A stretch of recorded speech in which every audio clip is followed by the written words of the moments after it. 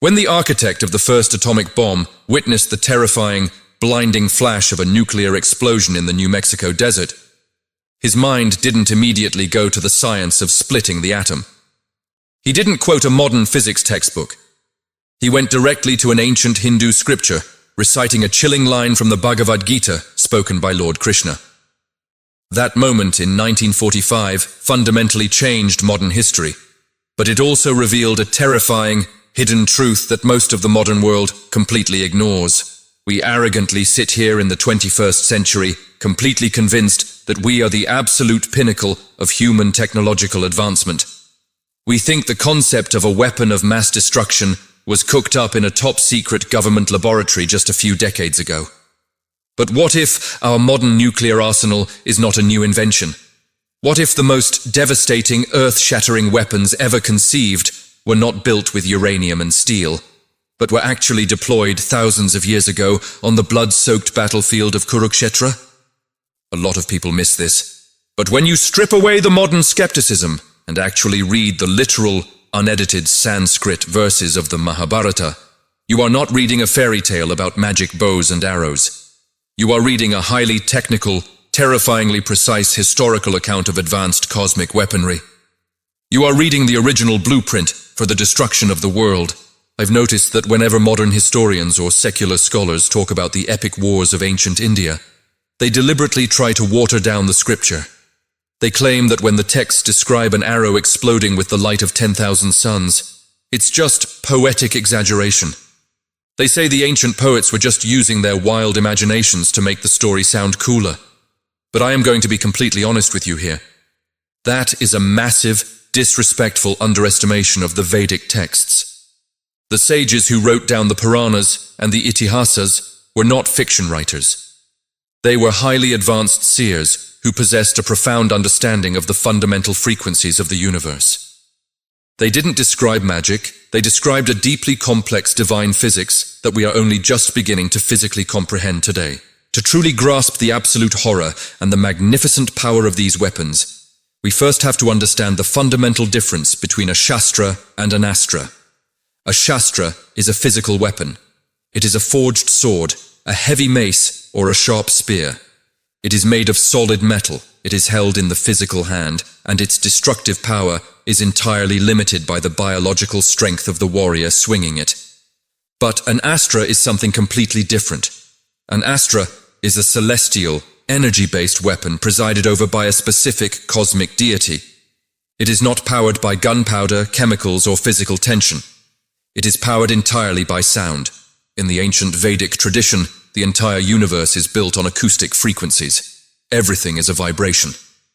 An Astra is invoked by chanting a highly specific, mathematically perfect, and incredibly secret mantra. When a supreme warrior like Arjuna or Karna pulled back his bowstring, the physical arrow itself was completely irrelevant. The wooden arrow was just a physical placeholder. The true weapon was the acoustic frequency being channeled through the warrior's vocal cords and nervous system. By pronouncing the precise syllables, the warrior commanded the fundamental elements of the universe, fire, water, wind, and even time itself, to converge on a single, inescapable target. But here is the most crucial part, and it completely shatters how modern people view ancient history. You couldn't just read the mantra out of a book and fire an Astra. These weapons were locked behind an impenetrable wall of spiritual discipline. To even be capable of receiving the knowledge of an Astra from a guru, a warrior had to undergo decades of agonizing physical and mental tapasya. They had to practice absolute celibacy, extreme fasting, and unbreakable focus. Their central nervous system had to be biologically purified to handle the massive, overwhelming surge of cosmic energy. If a normal, impure human being tried to invoke an Astra, the sheer energetic frequency would instantly incinerate their own brain and body from the inside out. Let's look at one of the most terrifying examples from the epic, the Narayanastra. This was the personal, supreme weapon of Lord Vishnu, the preserver of the universe. During the Kurukshetra war, the warrior Ashwatthama, blinded by grief and a burning rage over the brutal death of his father Dronakarya, made the catastrophic decision to invoke the Narayanastra against the entire Pandava army. When he released the mantra, the sky didn't just light up. The scripture says the heavens literally split open. Millions of blazing celestial weapons, chakras, massive maces, and arrows of pure fire began raining down from the atmosphere. The oceans boiled, the earth violently shook. The Pandava army, filled with the greatest, most fearless warriors on the planet, immediately did what warriors do. They fought back. They raised their weapons, shouted their battle cries, and fired their own arrows into the sky to counter the apocalyptic attack. But this is where the terrifying, divine intelligence of the Narayanastra is revealed. The scripture explicitly states that the Narayanastra feeds on human aggression. The more you resist it, the more powerful it becomes. If you try to fight it, it will completely obliterate you. If you even hold a physical weapon in your hand or harbor a single, fleeting thought of violence in your mind, the Astra will target your specific biological signature and burn you to absolute ash. It is an infinitely scaling weapon of mass destruction that uses your own ego against you. As the massive Pandava army was being systematically slaughtered by the millions of fiery projectiles, absolute panic set in. Nobody knew how to stop a weapon that gained power from their own resistance. But then, the Supreme Lord of the Universe, Lord Krishna, stepped forward. Krishna didn't tell them to fight harder. He didn't tell them to fire a counter-weapon. He gave an order that completely contradicted every single instinct of a highly trained Kshatriya warrior. Krishna screamed over the deafening roar of the apocalypse, commanding every single soldier to instantly drop their weapons, step down from their chariots, and lie completely flat on the ground. He ordered them to empty their minds of all aggression, all fear, and all ego. He demanded absolute unconditional surrender. In my opinion, this is one of the most profoundly beautiful and terrifying moments in all of Sanatana Dharma. The mighty Pandavas, who had spent their entire lives training for this exact war, had to let go of their immense pride. They dropped their massive bows. They fell to the dirt. They bowed their heads in pure submission to the supreme divine authority of Lord Narayana. And as the millions of men laid there, completely defenseless, the apocalyptic storm of the Narayanastra swept directly over them. Because there was no longer any ego or aggression to feed on, the celestial weapon slowly lost its power, pacified itself, and peacefully returned to the heavens. Think about the deep religious core of that event. The ultimate weapon of the Preserver could not be defeated by force. It could only be defeated by complete spiritual surrender. It is a stunning, undeniable metaphor for the human condition. The harder we violently fight against the divine will, the more we suffer. The moment we drop our massive egos and completely surrender to God, the destructive storms of our lives pass right over us. But the horror of the Mahabharata didn't end with the Narayanastra. We have to address the absolute apex of ancient destruction, the Brahmastra, and its even more terrifying, evolved form, the Brahmashirsha Astra. These were the weapons of Lord Brahma, the Creator. To invoke these weapons was to literally tap into the localized energy of universal creation and violently invert it into a weapon of total dissolution. When we read the exact scriptural descriptions of the aftermath of a Brahmastra being fired, it is chillingly, undeniably identical to the biological reality of modern nuclear fallout. The Mahabharata specifically describes a blinding flash of light, brighter than 10,000 suns rising in the sky all at once. It describes a massive, terrifying pillar of smoke and fire that rises into the atmosphere like a giant blooming umbrella. It states that all wildlife in the area was instantly incinerated. But the most terrifying details are the after effects. The ancient texts document that the food and water in the region became instantly poisoned. The survivors suffered from extreme nausea. Their hair and fingernails completely fell out of their bodies. The earth itself was rendered completely barren, unable to grow a single blade of grass for 12 entire years. Thousands of years before the modern discovery of radiation sickness and nuclear winter. The ancient Vedic sages were actively, meticulously recording its exact biological and ecological horrors. The ultimate, terrifying proof of this came at the very end of the epic war. The Kaurava army was utterly defeated. In a final, desperate act of pure cowardice and burning vengeance, Ashwatthama sneaked into the Pandava camp in the dead of night, and slaughtered the sleeping children of the Pandavas. When Arjuna hunted him down the next day, cornering him, Ashwatthama panicked. He realized he could not defeat Arjuna in fair combat. So, in a moment of absolute, unforgivable madness, he invoked the Brahmastra Astra, a weapon specifically said to be 4 times more destructive than a standard Brahmastra. Seeing the apocalyptic fire erupting from Ashwatthama, Arjuna had no choice. He immediately invoked his own Brahmastra Astra to counter the threat. The ancient texts describe a moment of sheer cosmic horror. 2 absolute weapons of total planetary dissolution were flying directly at each other. The sky began to burn. The oceans started to instantly evaporate. The entire planet was seconds away from completely cracking apart.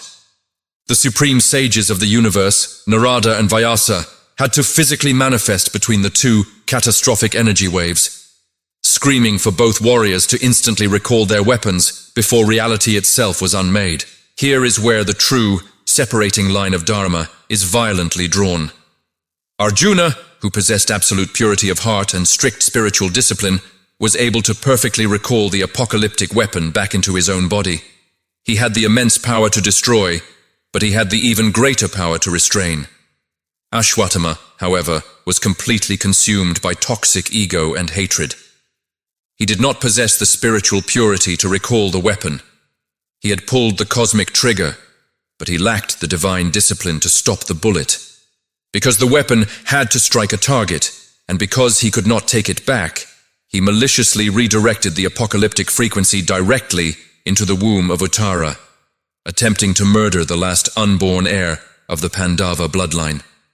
Lord Krishna had to physically enter the womb in a microscopic divine form to shield the child from the radiation of the celestial weapon. This terrifying reality completely exposes the profound, unshakable dharma of the epic. A lot of people ask a very logical question. If Arjuna and Lord Krishna had access to these world-ending celestial weapons, why didn't they just use them on the very first day of the war? Why didn't Arjuna just fire a Brahmastra at the Kaurava army, end the battle in 5 seconds, and save millions of lives? The answer to that question is the entire foundation of Sanatana Dharma. Having the power to completely destroy your enemies does not give you the divine right to use it. The true mark of a divine warrior is not the ability to aggressively unleash destruction. It is the absolute, unbreakable restraint to hold that destruction back. The celestial weapons were bound by incredibly strict, unbreakable cosmic laws. A Brahmastra could never be fired at an ordinary foot soldier. It could only be used as an absolute last resort, and only against an enemy warrior who also possessed celestial weaponry. To use a weapon of mass destruction for a simple, tactical victory was considered the ultimate sin against the universe itself. Lord Krishna, the Supreme Personality of Godhead, was physically present on that battlefield. He possessed the Sudarshana Chakra, a divine weapon that could have decapitated the entire Kaurava army in the blink of an eye without a single drop of Pandava blood being spilled. But Krishna made a strict, unyielding vow not to lift a single weapon during the entire 18-day war. He chose to serve as a simple chariot driver for Arjuna. Why? Because the war was not just about winning a piece of land. It was a cosmic lesson in righteous duty. It was about human beings making the excruciatingly difficult choices to uphold Dharma in the face of absolute betrayal and darkness. If God just stepped in and magically obliterated all evil with a celestial cheat code, human beings would never learn the terrifying weight of their own actions. We would never learn the immense value of sacrifice, the agony of righteous conflict, or the profound necessity of self-control. The ancient nuclear war of the Mahabharata is not just a warning about the horrors of advanced technology. It is a timeless, chilling reminder of the destructive nature of the human ego. When men like Ashwatthama allowed their grief and anger to override their spiritual discipline, they nearly brought the entire world to an apocalyptic end.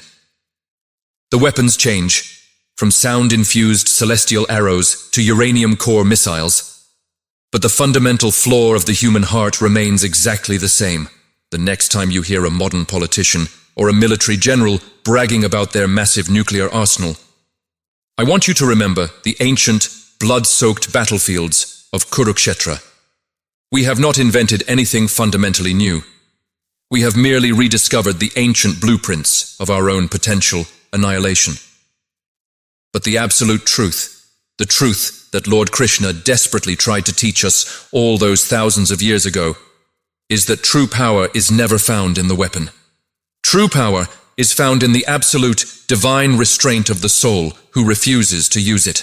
If this deep dive completely changed the way you view the epic history of the Mahabharata and the shocking scientific realities hidden deep inside the Vedic scriptures, hit that like button to help push this authentic knowledge out into the rest of the world. I read every single comment, so I really want to know your thoughts. Do you believe the descriptions of the Astras were actual, literal records of advanced ancient technology? Or do you view them as profound spiritual metaphors? Let me know down in the comments below. Make sure you hit that subscribe button and turn on all bell notifications right now, because we are completely dedicated to bringing you the absolute deepest, most authentic scriptural breakdowns on the entire internet, fully grounded in the sacred texts. Stay faithful, stay devoted, and I will see you in the next one.